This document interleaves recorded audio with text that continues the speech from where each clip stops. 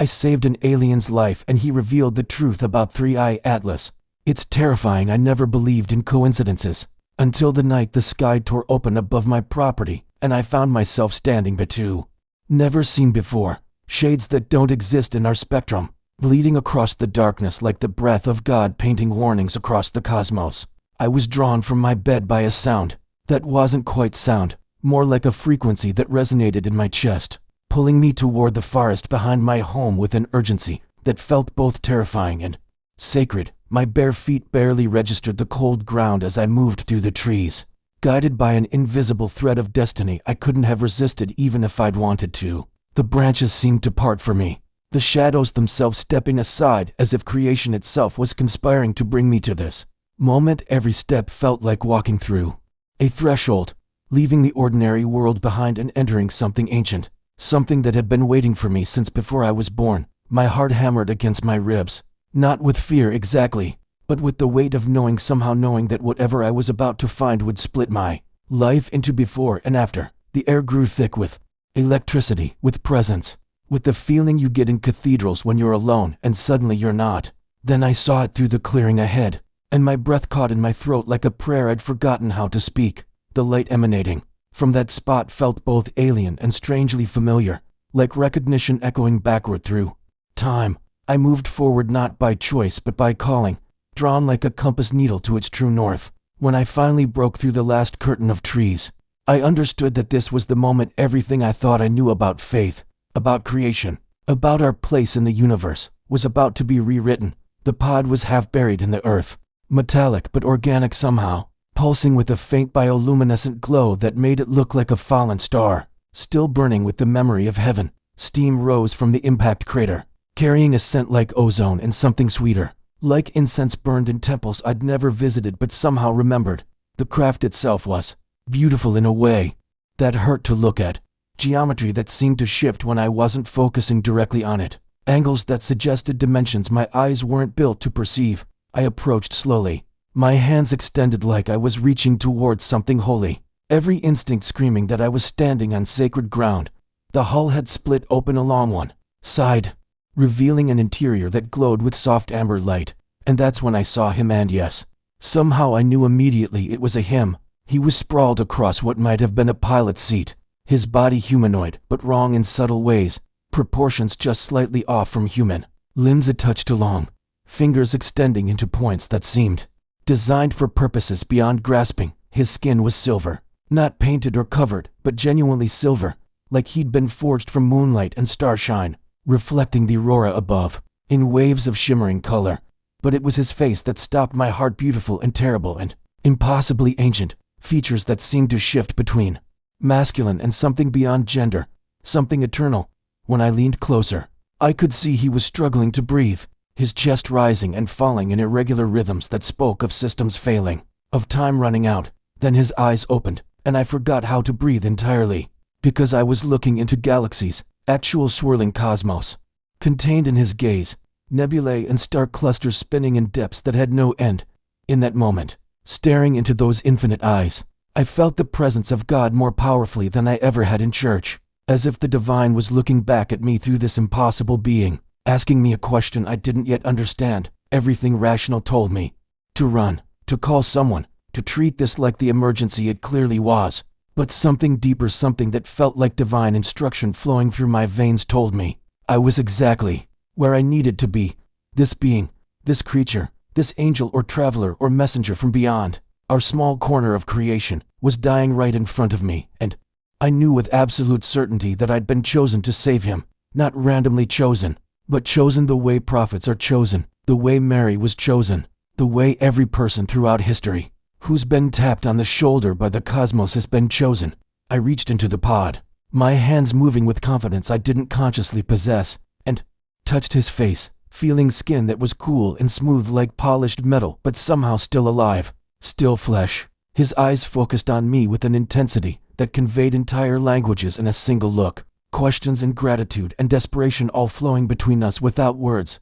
I don't remember deciding to save him, to bring him home, to cross that line between observer and participant in whatever cosmic drama had just crashed into my backyard. I only remember knowing With the same certainty I knew my own name, that this was why I'd been born, why I'd ended up in this house, in this forest, on this night when heaven fell to earth, as I carefully lifted his surprisingly light body from the wreckage. The aurora above intensified, painting us both in colors of prophecy and promise.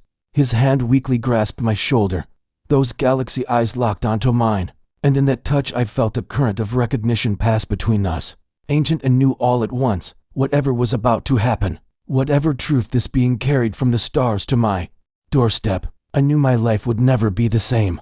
I knew that God, in his infinite mystery, had just sent me an answer to questions humanity had been asking since we first looked up at the night sky and wondered if we were alone. I carried him through my back door like I was carrying something sacred from an altar, his body weightless in my arms, despite his height, as if the laws of physics bend around him the way reality itself seemed to bend around this entire impossible moment. My living room had never felt so small, so utterly mundane, as I laid him carefully on my couch, his silver skin catching the lamplight and reflecting it back in patterns that reminded me of sunlight through stained glass windows. He was deteriorating before my eyes, his luminescence fading like a candle running out of wax, and I felt panic rising in my throat because I had no idea what I was doing. No medical training for human emergencies, let alone alien ones. Nothing but this overwhelming compulsion that I had to try. I knelt beside him, my hands hovering over his body, and I did something I hadn't done with true desperation in years. I prayed, not the rehearsed prayers from childhood, but raw conversation with God, begging for guidance, for wisdom, for my hands to be used as instruments of his will. As if in answer, my eyes fell on the glass of water on my coffee table, and without understanding why, I brought it to his lips, tilting his head gently as the liquid touched his mouth. His body convulsed, but not in rejection and relief, in recognition, as if water itself was a language his cells remembered. And I watched in amazement as color began returning to his features, his skin brightening from dull pewter back toward liquid silver. The instinct that came next defied all logic, but I'd stopped questioning the supernatural guidance flowing through me, like electricity through a conductor, recognizing it as the same force that had led shepherds to mangers and fishermen to abandon their nets. I remembered the electromagnetic heating pad in my bathroom cabinet, the one I used for muscle pain, and I retrieved it with hands that somehow remained steady despite the unreality of what I was doing. I placed it against his chest, adjusting the setting to medium, and added a second pad behind his shoulders, creating a field between them that made the air shimmer with visible distortion, like heat waves rising from summer asphalt. His eyes, which had dimmed to almost nothing, suddenly flared back to life with renewed intensity, galaxies spinning faster in those impossible depths. And I understood in that moment that his biology wasn't just different from ours, it was responsive to the fundamental forces of creation itself, to the same electromagnetic spectrum that holds atoms together and binds the universe in invisible embrace. Water and energy, the building blocks of life across all creation, transcending the boundaries of worlds and species, revealing a unity in God's design that human science was only beginning to glimpse. I watched in wonder as his breathing steadied, became rhythmic, became strong, and I found myself weeping without knowing exactly why. Tears of relief and awe and something deeper, something like witnessing a miracle unfold in my own living room. As he stabilized, I pulled a chair close and simply sat with him, this impossible visitor from beyond our sky, and felt a bond forming between us that had nothing to do with language or species and everything to do with souls recognizing each other.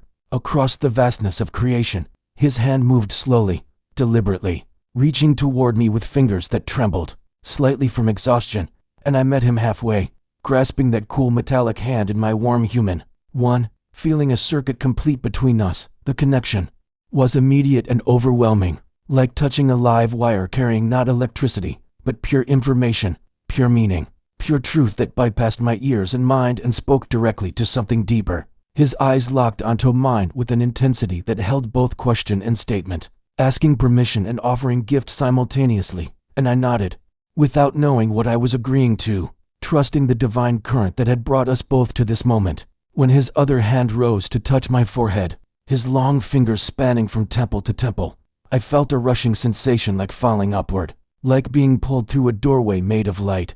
The room didn't disappear exactly, but it became translucent, layered with other images, other realities, and through it all I could feel his presence in my mind, gentle but vast, ancient but kind, foreign but somehow familiar, as my own heartbeat.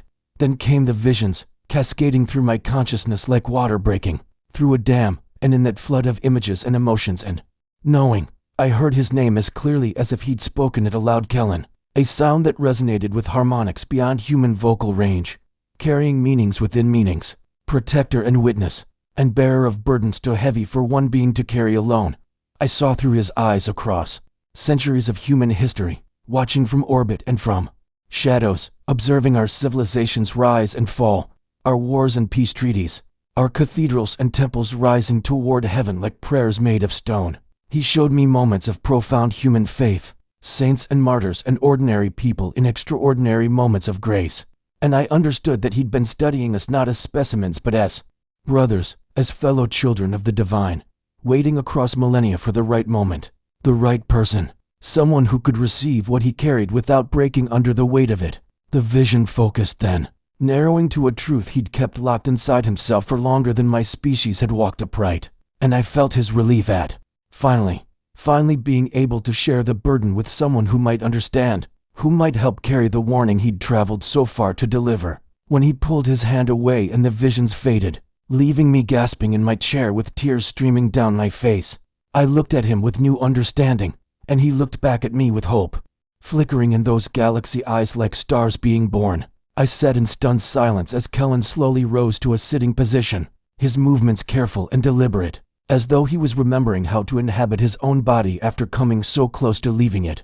Behind his presence filled the room with a quality I can only describe as weight without heaviness, significance without oppression, and I found myself unable to look away from those eyes that held entire cosmoses within them, spinning with light that seemed both ancient and newborn. He reached toward me again, more slowly this time, giving me every opportunity to pull back, to refuse, but I found myself leaning forward instead, desperate for more of whatever truth he carried, hungry in a way I'd never experienced for anything physical. When his fingers touched my temples this time, the rush of information came gentler, more controlled, like he'd learned to modulate the transmission to something my human mind could process without shattering. I saw his name again, Kellen, but now I understood it carried meaning in his language, one who watches over the beloved, and I understood with sudden clarity that the beloved he'd been watching over was us, was humanity, was Earth itself. He showed me his vigil across the centuries, positioned at the edges of our solar system and sometimes closer, observing our development, with the tender concern of a guardian angel. And I realized that what we dismissed as myths and folklore about watchers in the sky had been fragments of truth all along. His consciousness brushed against mine with something like affection, like a teacher gently guiding a student toward understanding, and I felt tears sliding down my cheeks again, at the profound loneliness he carried, millennia of witnessing without intervening, caring without being able to reach out. Until now, the visions shifted, deepening, and I saw what he'd been waiting for, not a specific person exactly, but a specific quality of openness, a heart prepared through trials to receive impossible truths without rejection or madness. I saw glimpses of others he'd almost approached over the centuries, men and women of faith and courage who'd come close to being ready, but hadn't quite crossed some invisible threshold of preparedness. Then I saw myself through his eyes, saw the path of my own life from a perspective outside time, the losses and questions and moments of doubt that had paradoxically deepened my faith rather than destroying it, pruning away certainty and leaving something more resilient, more flexible, more capable of bending without breaking. When confronted with divine mystery, I understood then why it had to be now, why it had to be me, not because I was special in any conventional sense, but because my spirit had been shaped by God's careful hand into exactly the right vessel, for exactly this moment. Kellen's thoughts formed into something almost like words in my mind, concepts translated into language I could grasp. The truth I carry is devastating and beautiful, in equal measure, and humanity must hear it from one of their own, prepared by one who has watched them grow from the very beginning. I felt the enormity of what he was saying, the implication that his vigil hadn't been random surveillance but divine assignment, that his presence here was as orchestrated by the hand of God as any angelic visitation in Scripture. He pulled back slightly, and I gasped for air. I hadn't realized I'd been holding my living room snapping back into sharp focus round us, suddenly too bright and too small for the vastness of what had just been shared between us. Kellen's voice came then, not through my mind this time, but through the air itself, resonant and multi-layered like a chord played on an instrument with more strings than earthly music had ever conceived. "You must understand," he said, each word carefully shaped in English that carried a slight accent from no place on earth, "that what I am about to reveal will challenge everything your civilization believes about its place in creation. Yet it will also confirm the deepest truths your faith has always proclaimed." I nodded, my throat too tight for speech, and he continued with words that fell like stones into still water, sending ripples through my understanding of reality itself. "There is a threat approaching your world, hidden in plain sight among the objects your scientists observe, but do not truly see, and you were created with the power to stop it, embedded in your very souls by the divine architect who fashioned both your species and mine, from the same love, the same purpose, the same holy intention." His hand remained on my shoulder now, grounding me as the implications crashed through my consciousness like waves against a shore. "I have crossed distance beyond your imagination, and risked everything to find someone who could help me warn humanity and awaken them to their true nature before it is too late. Because the battle coming will not be won with your weapons or technology, but with the divine frequency your species alone can channel, the power you call faith, prayer, love." I found my voice finally, hoarse and shaking but determined, and asked the question that burned in my chest like fire. "What exactly is coming for us, Kellen?" He closed his eyes for a long moment, and when they opened again I saw something new in those galactic depths: fear, real and profound, the kind of fear that comes from knowledge rather than ignorance, from having witnessed horror and carrying the memory like a scar. "In your astronomical databases, you have cataloged an object designated 3I/Atlas, classified as an interstellar comet following a trajectory through your solar system," he began, his voice dropping lower, weighted with the gravity of revelation. "Your scientists believe it is a natural phenomenon, ice and rock ejected from some distant stellar system, interesting but not threatening as it passes through the outer reaches of your planetary neighborhood." He leaned forward, his intensity almost unbearable, and I felt my heart hammering against my ribs as if it sensed the magnitude of what was coming before my mind could fully grasp it. "They are wrong, catastrophically wrong, because 3I/Atlas is not a comet at all, but an ancient containment vessel, a prison constructed by civilizations that existed before your sun ignited, designed to hold something that must never, under any circumstances, be allowed to reach a living world."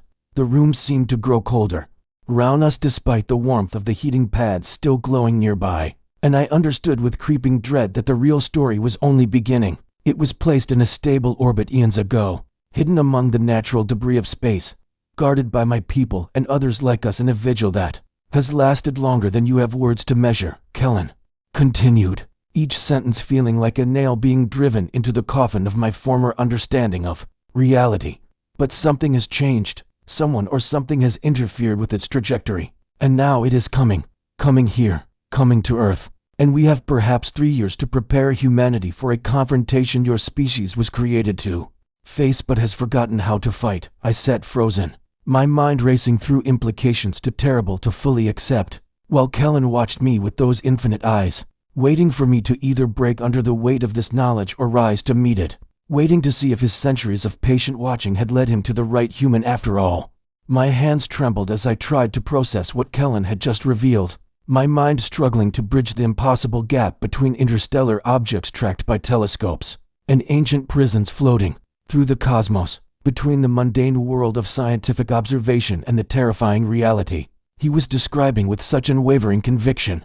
I could see he understood my struggle because he reached forward again, his silver fingers hovering near my forehead in silent question, and I nodded even though part of me wanted to refuse, wanted to retreat into ignorance and the comfortable smallness of my previous understanding. When his touch came, the visions flooded through me with crystalline clarity, and I saw 3I/Atlas as he knew it, not through human instruments that revealed only surface composition and velocity, but through perception that penetrated to its true nature, its hidden purpose, its terrible secret. The object appeared before my inner sight stripped of all disguise, and I gasped at what I witnessed, because it was breathtakingly beautiful and horrifying in equal measure. A sphere of metallic alloys that had no business existing in nature, covered in symbols and patterns that hurt to observe directly, as though they existed partially outside the dimensions my mind was built to comprehend. Kellen's consciousness guided mine closer in this vision, showing me the mathematical precision of its construction, the way every angle and curve served purposes both physical and metaphysical. Technology so advanced it had crossed the threshold into something indistinguishable from divine architecture. I understood then what he'd meant by containment vessel because I could sense the layers of shielding, barriers built not just from matter but from woven spacetime itself, from frequencies that resonated in realms beyond the physical, from what I could only describe as crystallized prayers, spoken by beings who had understood the fundamental connection between consciousness and reality, in ways humanity had barely begun to glimpse. The vision shifted deeper, and Kellen showed me the interior of the vessel, or rather the absence that defined it, a hollow sphere containing a singular point of compressed darkness that seemed to devour even the concept of light, pulsing with a rhythm that felt obscenely alive and hungry beyond any biological need I'd ever encountered. I wanted to look away but found myself transfixed by the wrongness of it, the way it seemed to radiate anti-meaning, the opposite of creation, a force that existed solely to unmake and consume, and reduce everything it touched to uniform emptiness. Kellen's thoughts formed words in my mind, resonant with ancient grief. This is what my ancestors and their allies fought in the wars that raged before your world knew language, a parasitic consciousness that had consumed 17 inhabited systems before it could be captured and bound. I saw flashes of that cosmic war, civilizations united against an enemy that couldn't be killed because it wasn't alive in any conventional sense, fleets of ships beyond my comprehension surrounding and herding this entity toward the trap that would become 3I/Atlas, the sacrifice of millions who gave their lives to seal it away from the living universe. The scope of it staggered me, timescales that made human history look like a single heartbeat, coordinated effort across species and star systems, all working together toward the singular purpose of protecting future worlds from this devouring darkness. I saw the moment of final containment, the vessel sealed and then hidden, disguised as natural debris, placed in an orbit calculated to avoid inhabited systems for eternity, or what these ancient civilizations had hoped would be eternity. Kellen's sorrow washed through me as he showed me the truth. We failed to account for the persistence of evil, the way darkness finds willing servants even across the vast emptiness between stars. And now someone has betrayed the vigil. The vision crystallized into images of recent decades, through Kellen's perspective, showing 3I/Atlas following its prescribed path until something changed. Subtle corrections to its trajectory that appeared natural at first, but revealed their artificial nature. When examined across sufficient time, I felt his growing alarm as he and his fellow watchers detected these alterations, the way the object's course was being nudged by forces that left no obvious signature, invisible hands guiding it with patient malevolence toward the inner solar system, toward Earth specifically, with timing too precise to be coincidental. Kellen pulled back the perspective to show me calculations that appeared in my mind as pure understanding rather than numbers, projections showing the object's approach accelerating as it fell deeper into the sun's gravity well, trajectory refined with each passing month to bring it not past Earth but toward Earth, close enough that its proximity alone would begin to weaken the seals that it held for eons. Someone once it opened. Kellen's voice echoed through my consciousness with terrible certainty. Someone has been working toward this moment for generations of human time, corrupted or deceived into believing they can control what lies within, or perhaps simply serving darkness knowingly, trading the safety of your world for promises of power. I saw shadowy figures in his visions, human and perhaps not quite human, networks of influence, spanning governments and secret societies, threads of conspiracy woven through centuries with patience that suggested coordination from something that didn't experience time the way mortals did. The implications crashed through me like ice water because I understood suddenly that this wasn't just about an external threat approaching from space but about betrayal from within, about doors being opened by human hands to invite the very destruction we were meant to stand against. When Kellen finally released me from the vision, I found myself on my knees without remembering how I'd gotten there, tears streaming down my face as I struggled to breathe through the weight of what I now carried in my mind and heart. He knelt beside me, one hand steady on my shoulder, his presence somehow comforting despite being the source of this devastating knowledge. And when he spoke aloud, his voice carried both the sorrow of his revelation and something else, something that sounded Impossibly like hope, your scientists will soon detect the trajectory. Anomaly as 3I/ATLAS continues its approach, but they will rationalize it as natural phenomenon, outgassing or gravitational perturbation, because accepting the alternative would shatter their framework of understanding, he said gently, giving me time to process. As my breathing slowly steadied, I looked up at him, at this being who had watched over humanity with angelic patience, and asked the question that burned brightest through my shock and fear. Why are you telling me this? Why now? What can possibly be done against something that required entire civilizations to contain? His eyes met mine with an intensity that held entire galaxies of meaning, and when he smiled it transformed his alien features into something almost unbearably compassionate. Recognition of my fear and simultaneous assurance that fear was not the end of this story. Because you were made for this, fashioned by the divine creator with purpose embedded in your very souls, and the power to face what approaches already exists within humanity, dormant but not absent, waiting only to be remembered and awakened through the keys your scriptures have preserved across millennia: faith, love, unity, and the name of Jesus Christ, which carries frequency that darkness cannot withstand. His words fell into my spirit like seeds, into prepared soil, and despite the terror still coursing through my veins, I felt something else rising to meet it, something ancient and holy recognizing its calling, the beginning of understanding that this moment had been woven into God's plan, since before the foundations of my world were laid.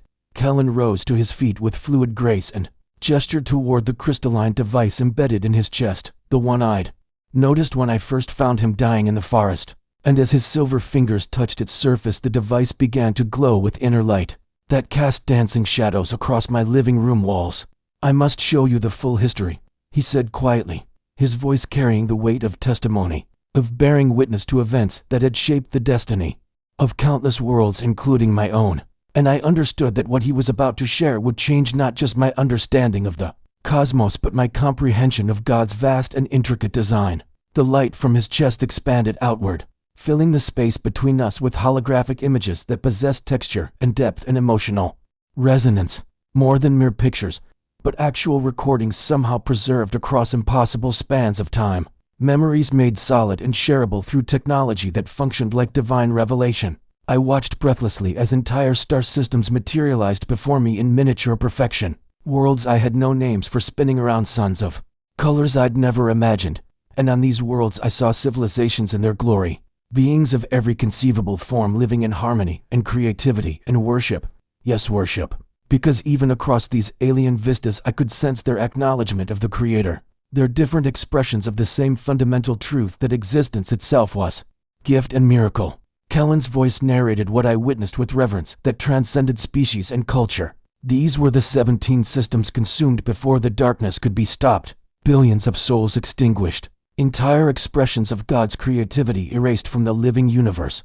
The holographic scene shifted with heartbreaking beauty to show me what these worlds had been at their zenith, and I saw crystalline cities that sang with harmonic frequencies, vast gardens that existed in symbiosis with their caretakers, centers of learning where beings gathered to explore both physical mysteries and spiritual truths. In equal measure, I watched families that didn't look anything like human families, yet radiated the same essential love, the same bonds of care and sacrifice and joy that I recognized from my own experience. And I understood viscerally that these weren't just alien creatures, but souls beloved by the same God who had breathed life into humanity. Then Kellen showed me the coming of the parasitic consciousness, and the change was so abrupt and terrible that I gasped aloud, because I watched vibrant worlds drain of color and life with horrifying speed. The entity spreading like spiritual cancer through populations that had no defense against its particular form of corruption. It didn't destroy through violence alone, but through a more insidious process, whispering into the consciousness of its victims, turning them against each other, corrupting their gifts into weapons, feeding on the despair and division it created, until entire civilizations collapsed into chaos and then silence. I saw beings who had lived in peace for millennia suddenly consumed by inexplicable hatred, families torn apart by madness that served no purpose except destruction itself. And through it all I sensed the presence of the parasitic consciousness watching and feeding, and growing stronger with each soul it devoured. This is the nature of ultimate evil, Kellen explained with profound sadness, not mere violence but the perversion of all that is good. the systematic unmaking of love and hope and faith, darkness that sustains itself by consuming light. The hologram expanded further to show me the response of surrounding civilizations, the moment when scattered worlds recognized the existential threat and chose unity over isolation. Species that had never met joining in common cause because they understood that this darkness would consume them all unless they stood together. I watched fleets assemble from 100 different worlds, vessels of every design united under the single purpose of containing what could not be killed, and Kellen let me feel the echoes of their determination, their willingness to sacrifice everything to protect worlds they would never see, future generations they would never meet. The space battles that followed were beyond anything human imagination had conceived. But what struck me most powerfully wasn't the display of technological might, but the presence of faith that permeated everything. The way these diverse beings approached their impossible task with prayer and ritual and invocations of the divine that transcended their different languages and forms. We knew that mere physical force would fail, Kellen said, as I watched weapons of light and frequency deployed against the entity. So our ancestors combined technology with spiritual warfare, creating the containment vessel as both prison and perpetual prayer, a structure that would hold darkness through constant affirmation of the Creator's sovereignty over all things. I saw the trap sprung at terrible cost. Thousands of ships sacrificed to herd the parasitic consciousness into the space where 3I/Atlas materialized around it, sealing shut with bindings that were simultaneously mathematical precision and sacred scripture. The holographic display shifted with terrifying precision to show me the present moment, and I watched as 3I/Atlas moved through the void of space with trajectory lines that Kellen's technology projected across the darkness like threads of golden warning, and my breath caught in my throat when I saw those lines converge unmistakably on Earth, the blue jewel of my home spinning peacefully in ignorance of what approached. This should be impossible, Kellen said, his voice carrying both confusion and dread that made my hands shake. The containment vessel was placed in a stable orbit calculated to avoid all populated systems for 10 million of your years, passing through empty space as a warning to any civilization that might detect it. Yet something has altered its course with such precision that it can only be intentional. I watched the hologram replay the moment of change, a point in space where 3I/Atlas had subtly shifted direction just enough to begin its fatal approach toward our solar system. And though I lacked the scientific knowledge to fully comprehend the forces required for such manipulation, I understood instinctively that what I was witnessing represented both technological capability beyond human comprehension and malevolent purpose that chilled my soul. The mathematical projections showed impact scenarios with Earth within 3 years, maybe less, and I found myself gripping the edge of my couch as though the physical world might suddenly give way beneath me, because I was looking at the potential end of everything I'd ever known or loved. Every person, every dream, every prayer lifted toward heaven suddenly facing extinction from darkness that had already consumed 17 civilizations. Kellen touched the crystal in his chest again, and the hologram zoomed through space to show me evidence of the interference.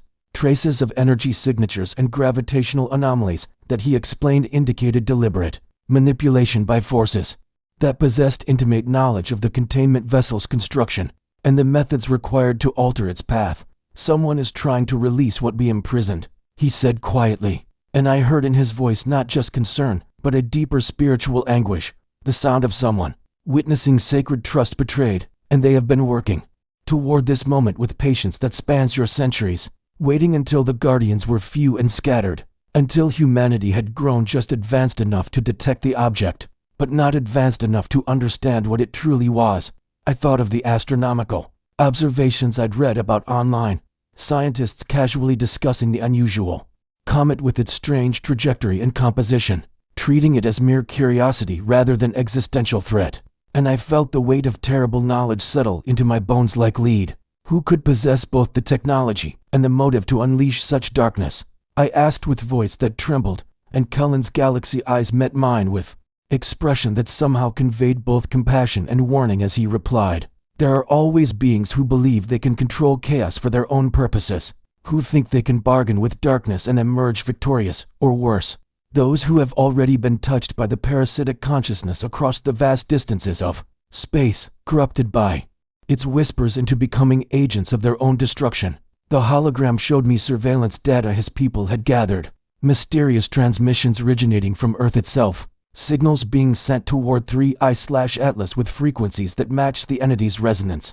And I felt sick understanding that somewhere on my own planet, there were people actively working to bring about apocalypse. Whether through ignorance or malice or something worse than either. The images surrounding me shifted once more to show projections of what would happen if the containment vessel reached Earth intact. And I watched scenarios play out with clinical precision that somehow made them more horrifying than any dramatic visualization could achieve. Because these weren't fantasies, but mathematical probabilities calculated by intelligence that had witnessed such events before. I saw the parasitic consciousness spreading across continents with exponential speed, populations turning on each other as madness and hatred infected communities. Like spiritual plague, the collapse of civilization not through violent invasion but through the systematic destruction of everything that made us human. Love and trust and hope corroding from within until only darkness remained. Kellen narrated with voice heavy as stone. Your weapons would be useless because this is not an enemy that can be fought with missiles or armies. It exists in consciousness itself, in the space between thought and action, corrupting the divine spark that God placed within each human soul, and turning that light inward until it consumes itself in despair and rage. I watched cities go dark not from destruction but from the simple abandonment of purpose. Watched families dissolve as the bonds between them were systematically severed by whispers that made love seem foolish and sacrifice seem pointless. And through it all I sensed the parasitic entity, feeding on the accumulated anguish of billions, growing stronger with each soul it corrupted. But then Kellen showed me something else, a flicker of different possibility. Moments in the projection where the spread of darkness suddenly halted at barriers I couldn't initially perceive. Pockets of resistance that glowed with subtle radiance against the consuming shadow. And when I looked closer I recognized these points of light as places of genuine faith. Communities gathered in authentic prayer. Individuals who maintained connection to God even as everything around them collapsed into chaos. The hologram contracted back into Kellen's chest crystal as he stepped closer to me, his silver hand extending toward mine with gesture that felt simultaneously alien and profoundly familiar, like being offered help by a brother I'd never met. And when I took his hand I felt warmth that no cold-blooded creature should possess flowing between us. Like living current. This is why I came to Earth, he said with intensity that made every word feel like sacred vow. Not to warn you of destruction alone, but to remind you of the power you already possess.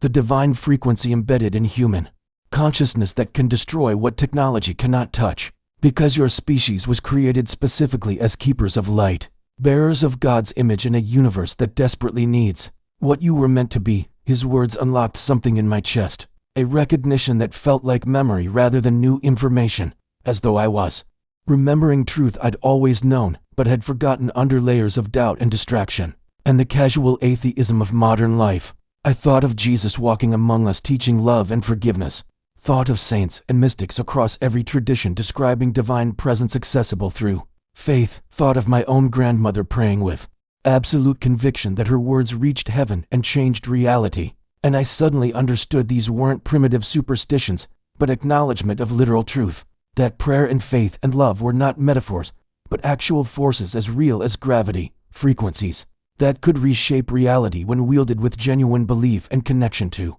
the Creator who had spoken everything into existence with words that still echoed through creation. Kellen guided me to sit back down on the couch, but before he could explain further, he pressed both of his silver palms together in front of his chest and then slowly drew them apart, creating between his hands a sphere of light that pulsed with colors I had never seen before, frequencies that seemed to exist beyond the normal spectrum yet somehow registered in my consciousness as both color and sound and feeling all at once.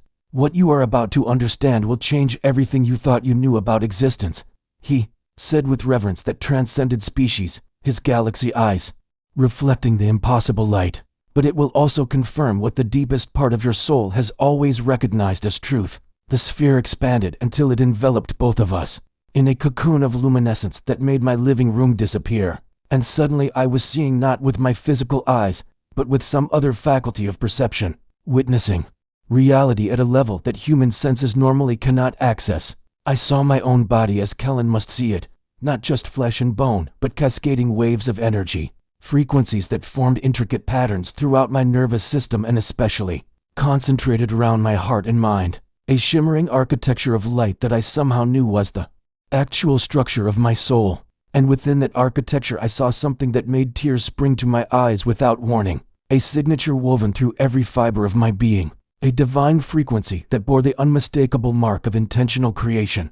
And I understood with sudden clarity that I was not some cosmic accident, but a purposefully designed vessel carrying within me the literal presence of God. This is what your sacred texts mean when they say you were created in God's image, Kellen explained, as the vision continued to unfold around me, showing me now not just my own energy signature but the collective radiance of humanity scattered across the planet, billions of lights, flickering in the darkness like stars on earth reflecting the stars in heaven. Not that you look like the Creator physically, but that you carry within your very consciousness a fragment of the divine frequency, the same creative force that spoke your universe into being and holds every atom together through intention and love. I watched as the vision zoomed to show me individuals in prayer, and I gasped seeing how their inner light intensified and began to resonate in harmony with something vast and infinite that existed beyond the bound, areas of physical space, waves of connection flowing between the human heart and the divine source,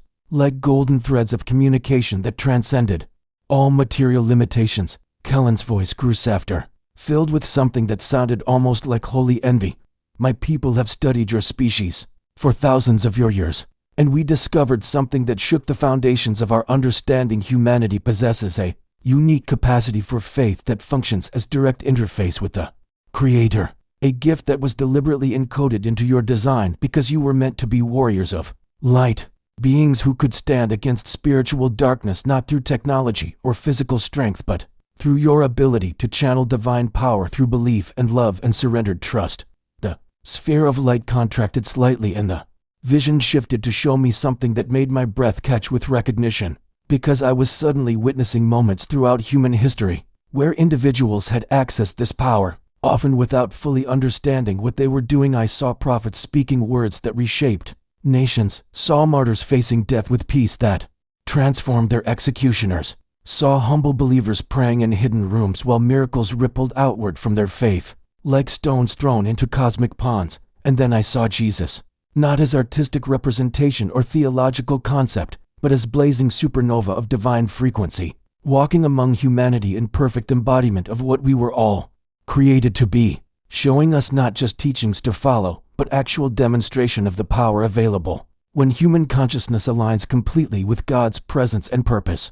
He was the pure expression of what your species carries in potential, Kellen said with profound respect that made clear he was not diminishing the Christ but honoring him, the Word made flesh, showing you that the gap between human and divine could be bridged through faith, that the same Spirit that raised him from death dwells within all who believe, waiting to be awakened. I understood then why Kellen's people could not fight the parasitic consciousness themselves despite all their technology, because the battle existed on a plane where only those carrying divine frequency could operate effectively, where faith itself became weapon and prayer became shield and love became the force that could dissolve hatred at its root. The vision showed me the truth my grandmother had known instinctively, that when she prayed she was not speaking into empty air, but activating the most powerful force in existence, aligning her consciousness with the mind of God and allowing divine intention to flow through her into physical reality. When the sphere of light finally dissolved and I found myself back in my ordinary living room with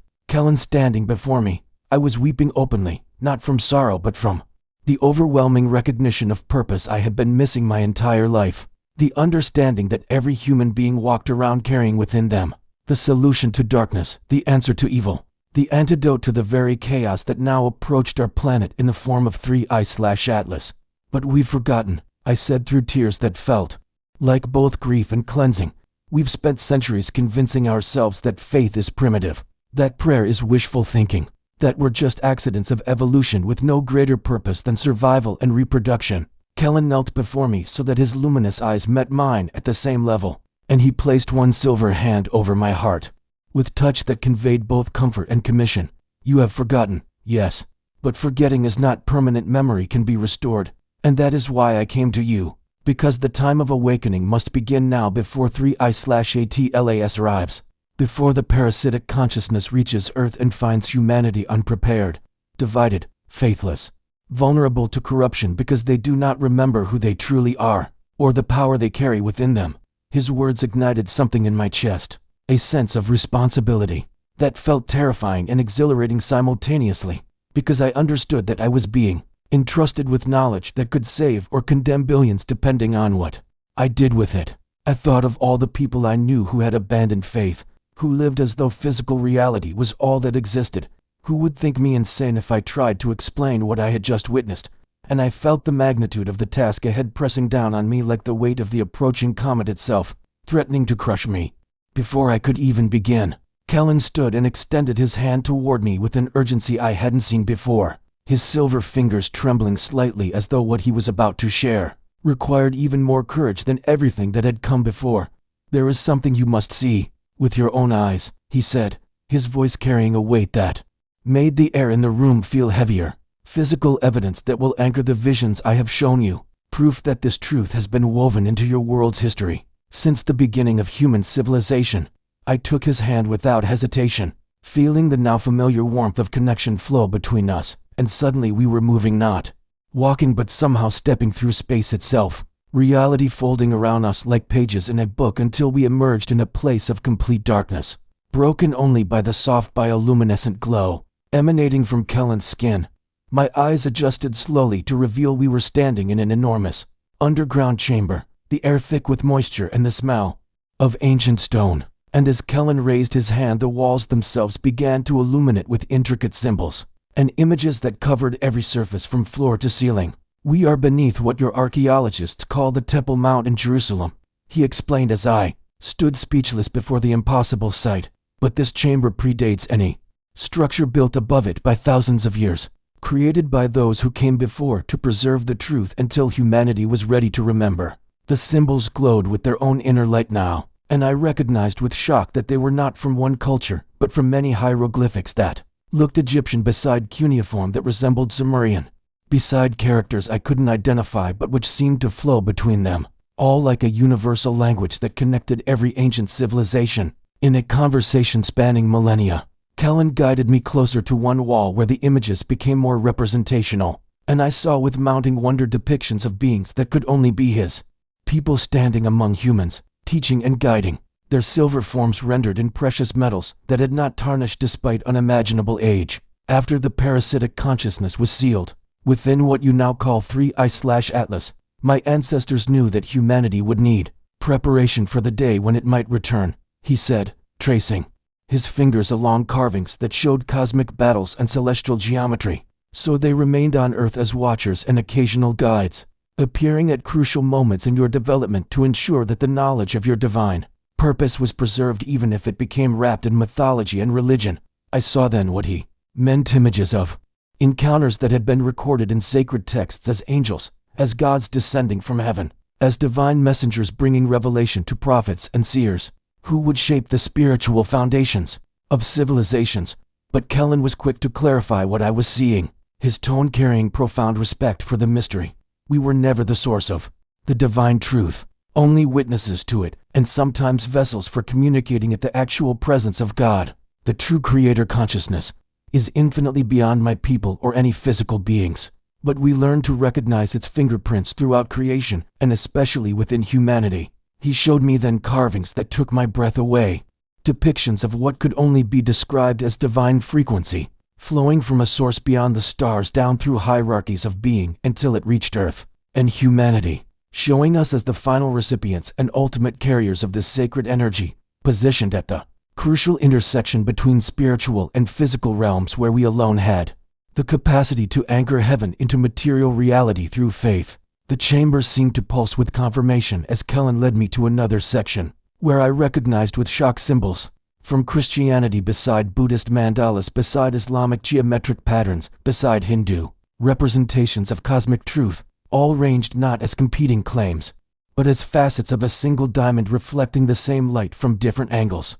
Every authentic spiritual tradition on your planet received pieces of the same truth, Kellen explained as tears streamed down my face unchecked, given through visions, through encounters, through the inner knowing that comes when human consciousness touches the divine. And while cultures interpreted and expressed these revelations through their own languages and contexts, The core message remained constant. He pointed to a central image that dominated this wall, and I saw clearly the cross of Christ surrounded by radiating light that connected to all the other symbols like spokes of a wheel, and Kellen's voice grew soft with reverence. Jesus was the fullest revelation, the perfect embodiment where divine frequency and human form merged completely, demonstrating not a new truth but the culmination and clarification of what had been promised from the beginning, that God would dwell among you, that love would conquer death, that faith could move mountains because faith is the activation code for the power already dwelling within you. I understood then that I was not being shown something that contradicted my Christian faith,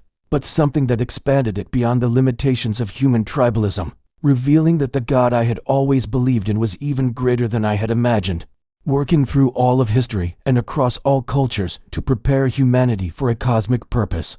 We were only now beginning to remember. The evidence before me was undeniable. Prayer was not psychological comfort, but actual technology of consciousness. Faith was not blind belief, but recognition of reality beyond physical senses. And love was not mere emotion, but the fundamental force that held creation together and could push back any darkness that threatened to unravel it. Kellen placed both hands on my shoulders as we stood surrounded by millennia of preserved truth, his galaxy eyes reflecting the glowing symbols with an intensity that made clear he understood the gravity of what he was entrusting to me. Every major temple, every sacred site, every place where humans have gathered to worship and pray sits above chambers like this one, he said, his voice echoing softly in the ancient space, placed there intentionally so that human faith would be amplified by the resonance of these stones, so that your prayers would be strengthened by the accumulated spiritual energy of countless souls who came before seeking connection with the divine. I felt the truth of this in my bones, understanding suddenly why certain places felt holy, why prayers seemed more powerful in sacred spaces, why my grandmother had insisted that the walls of her church held the prayers of generations like honey in a hive waiting to sweeten the faith of those who came after. Kellen continued, but the chamber, the symbols, the physical evidence, these are only pointers toward the real power, which dwells not in stone, but in the human heart surrendered to God's presence, which is why the battle ahead cannot be won by hiding in temples, but only by believers stepping forward to awaken others before 3I/ATLAS arrives.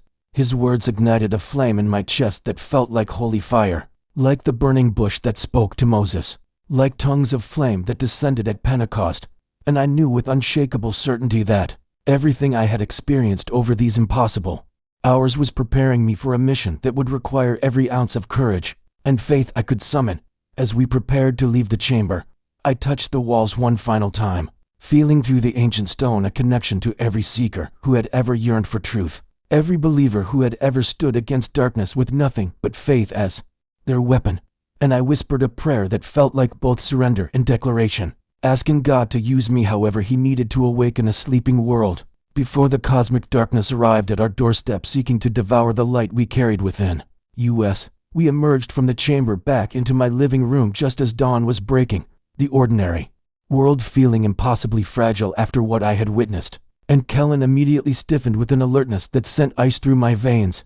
They are coming, he said simply, moving to the window where the first rays of sunlight revealed 3 black vehicles rolling silently up my driveway, their tinted windows reflecting nothing but our own fear back at us.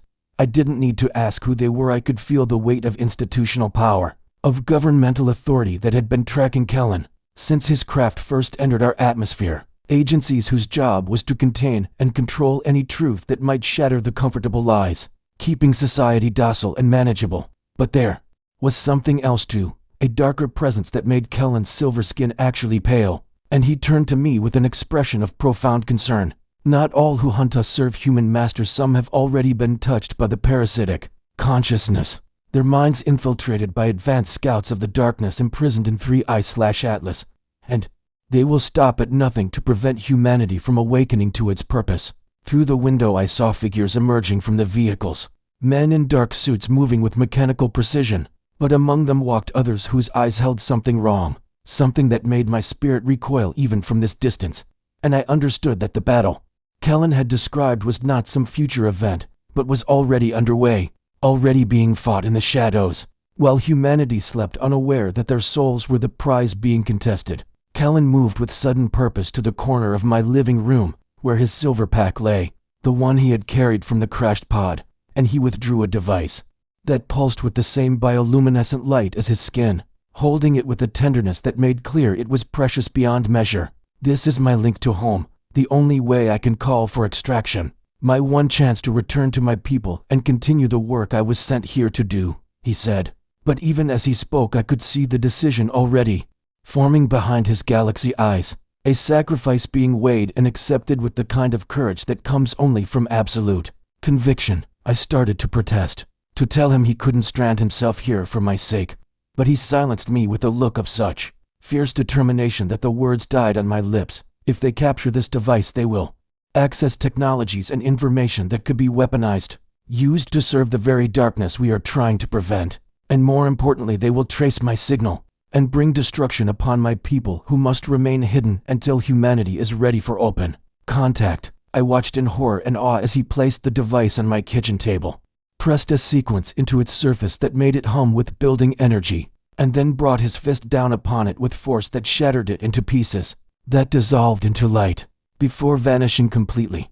The finality of what he had just done hung in the air between us. Kellen had just severed his only lifeline home, choosing to protect both humanity and his own people, even if it meant being stranded forever on an alien world. And the weight of that sacrifice pressed against my chest until I could barely breathe. The pounding on my door began immediately, fists striking wood with authoritative violence, and voices demanded entry with the kind of tone that suggested refusal would be met with force. Kellen pulled me away from the door toward the back of the house, but we both knew there was nowhere to run, no escape from the net that had been closing around us even as we stood in that sacred chamber beneath Jerusalem, learning truths that could save the world. "Listen carefully," he said with an urgency that demanded my complete attention despite the chaos erupting around us. "What I am about to tell you is the key that unlocks everything, the truth that will make sense of both your faith and the cosmic reality we have shown you." His hands gripped my shoulders as the sound of shattering glass announced our time was measured in seconds. "The creator you call God is not merely the deity of Earth or even of one galaxy, but the infinite consciousness that spoke all realities into existence. And Jesus was not just a teacher or even just a divine messenger, but the precise point where infinite creator compressed itself into finite form to demonstrate that the gap between heaven and earth, between divine and human, could be bridged and ultimately dissolved through love surrendered to perfect trust." Tears were streaming down my face as the door burst open behind us, as figures poured into my home with weapons drawn. But Kellen's voice rose above it all with crystalline clarity. "Every being in creation, including my people, are expressions of that one source seeking to know itself through infinite variety. But humanity was given something unique, the ability to consciously choose to align with divine will, even when it contradicts survival instinct, making you the warriors of light that darkness fears most, because your faith literally restructures reality at the quantum level where all matter begins." I understood then with blinding clarity that I was not being asked to abandon Jesus but to see him as even more glorious than I had imagined, not the God of one planet, but the incarnation of the universal creator, the same source that had formed galaxies and set stars spinning, choosing to enter human flesh to show us who we really were and what we were capable of becoming when divine frequency flowed through us unobstructed by fear. They seized us then, rough hands pulling us apart as I screamed Kellen's name, watching as they forced him to his knees and placed devices on his wrists that dimmed his natural luminescence. But even as they dragged him toward the door, he locked his galaxy eyes with mine one final time and spoke words that I would carry like fire in my bones for every day that followed. "Do not mourn for me, but remember what you have seen and learned. Remember that you carry within you the same power that raised Christ from the grave, the same light that existed before any star was born. And when fear tells you that you are powerless, touch your heart and remember that the God who created everything loves you specifically and completely and has been preparing you for this moment since before you drew your first breath." They pulled him through the doorway and I collapsed to my knees in the wreckage of my home, surrounded by shattered glass and overturned furniture. But inside, my spirit was not broken, but ignited with purpose more clear than anything I had ever known. I understood that Kellen's sacrifice was not the end of our mission, but the beginning of mine. That everything he had shown me was not meant to stay hidden but to be shared with whoever had ears to hear and hearts hungry. Enough for truth that they would risk everything to align themselves with the divine purpose. Humanity had forgotten, and I whispered a prayer of thanksgiving for an alien being who had traveled across stars to remind one ordinary person that the God we worshipped in churches was infinitely greater than our buildings could contain, and that the battle for souls was far more real than the physical world suggested. 3 days after they took Kellen, I sat alone in my ransacked home holding the only thing they hadn't found, a crystalline device no larger than a child's palm that pulsed with gentle light synchronized to my heartbeat, hidden in a place so obvious they had overlooked it completely. The agents had torn through everything, questioned me for hours in windowless rooms, threatened me with charges of treason and collusion with foreign entities, but they couldn't touch the truth now living inside my chest, couldn't confiscate the visions burned into my memory or extract the purpose that had taken root in soil they didn't even know existed. When they finally released me with warnings to remain silent, I returned to find my home violated but my spirit strangely fortified. And as I held Kellen's gift in my trembling hands, it began to project images into the air before me, not of distant worlds or cosmic wars, but of faces, hundreds and then thousands of faces of ordinary people living ordinary lives, each one marked with a small point of light at their chest indicating they too carried the divine frequency. They too were keepers of light waiting to remember who they truly were. I understood then that my mission was not to convince the masses or storm the halls of power, but simply to find these others, one by one, to share what I had witnessed and learned, trusting that truth has its own gravity and draws to itself those ready to receive it. And I felt the fear that had gripped me since Kellen's capture finally release its hold as I recognized I was not alone, and had never been alone in this impossible task. The crystalline device showed me how to recognize them. There would be a resonance, a quickening in my spirit when I encountered someone whose soul was already listening for the frequency, even if their mind didn't yet comprehend what they were hearing. I found the first one 3 days later in a coffee shop, a young woman whose eyes held the particular sadness of someone who had always sensed there was more to existence than what the material world offered, but had no framework to understand her own spiritual hunger. When I sat across from her and simply asked if she had ever felt like she was meant for something she couldn't name, tears sprang to her eyes and she whispered yes with such desperate relief that I knew Kellen's device had guided me truly. I told her my story there in that ordinary place over cooling coffee, watching her face transform from skepticism to wonder to finally a kind of recognition that seemed to come from somewhere deeper than her conscious mind. And when I finished, she reached across the table to grip my hands and said, "I have been praying for years that God would show me why I'm here, why I've always felt so out of place in this world, and now I understand that the longing itself was His answer, preparing me to be part of something that my small life could never have imagined." We prayed together then, not the rote prayers of religious obligation, but the kind of communication that flows when you finally understand that the Creator of galaxies is also the intimate presence, closer than your own breath. And I felt the light within her activate and join with mine in a harmony that seemed to ripple outward through dimensions I couldn't see but could somehow sense. From one found 10, and from 10 I found 100 ordinary people whose extraordinary purpose had been sleeping under the weight of a world designed to make them forget they were made of the same substance as stars. We met in homes and parks and quiet corners of libraries, sharing the truth Kellen had revealed, that God was not contained by our religions but had seeded all of them with pieces of cosmic truth, that Jesus was the incarnation of universal Creator, showing humanity the bridge between finite and infinite, and that we each carried within us literal divine frequency capable of standing against the darkness that was even now approaching in the disguise of a comet. Some thought I was insane at first, and I didn't blame them because the story sounded impossible even to my own ears sometimes. But then I would let them hold the crystalline device and receive their own visions tailored specifically to what their unique soul needed to awaken, and doubt would transform into conviction that burned away every excuse for remaining comfortable and silent. We formed not an organization but a living network, connected not by hierarchy but by the resonance of aligned purpose.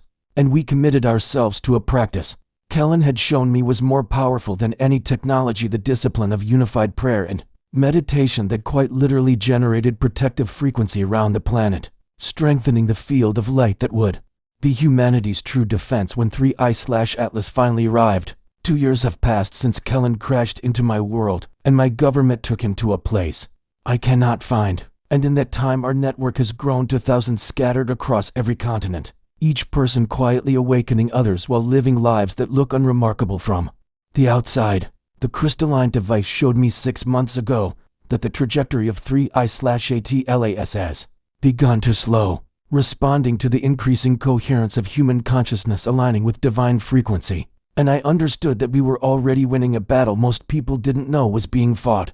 I don't know if Kellen is still alive in whatever facility holds him, but I feel him sometimes in my prayers, sense his presence like a hand on my shoulder reminding me that love is the ultimate technology, and faith is the force that shapes reality at its source. When I look at my small part in this vast cosmic story, I am humbled beyond words that the infinite creator who spoke galaxies into existence would choose to work through broken ordinary people like me. But then I remember that this has always been God's preferred method, using the foolish things to confound the wise, hiding revolutionary truth in plain sight, planting seeds of divine purpose in soil the powerful overlook because they're searching for something more impressive than surrendered hearts.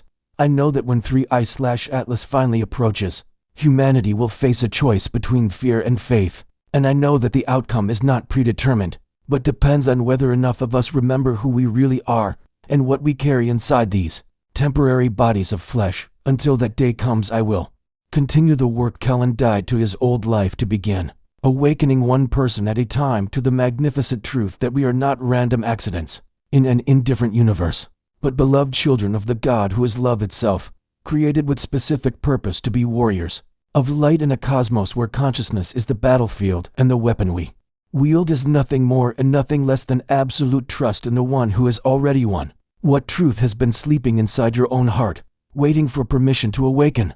Subscribe to continue this journey together.